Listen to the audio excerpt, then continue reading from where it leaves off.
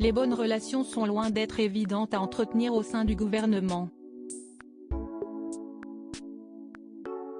Pourtant, après moult rebondissements, il semblerait bien qu'Elisabeth Borne ait finalement le vent en poupe dans l'hémicycle.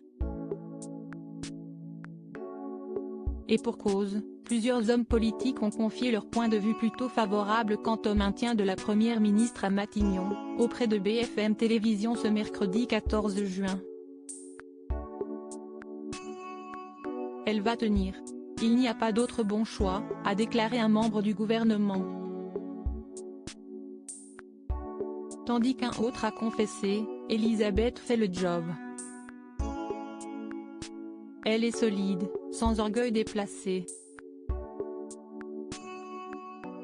Si j'avais un pari à faire, je dirais qu'elle reste. Dans la foulée, un conseiller du pouvoir exécutif a expliqué, par le biais d'une métaphore automobile, que ça ne sert à rien de changer une roue quand elle peut encore servir.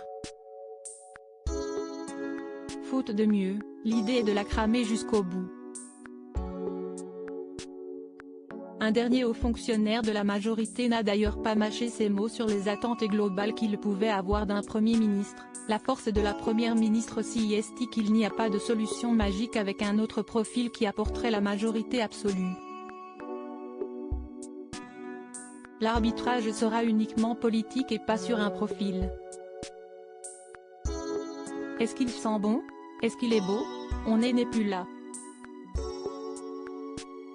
C'étaient les questions de bourgeois du premier mandat, ajoute-t-il. Des relations en dents de scie? Si Elisabeth Borne a affirmé le 1er juin dernier avoir des relations très fluides avec Emmanuel Macron, les obstacles auxquels le couple exécutif fait face depuis plusieurs mois ne facilitent pas le rapport.